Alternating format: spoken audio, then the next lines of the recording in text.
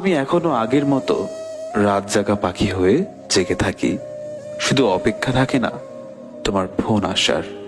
ভাবি না একবারও বলবে অনেক রাত হলো, ঘুমাতে যাও, সকালে ওঠা লাগবে। জীবন চলে যায় জীবনের নিয়মে, কারোর জন্য সে থমকে দাঁড়ায় না। আমি কষ্টের স্মৃতি নিয়ে করি বসবাস, আমায় নিয়ে কখনো করুণা উপহাস।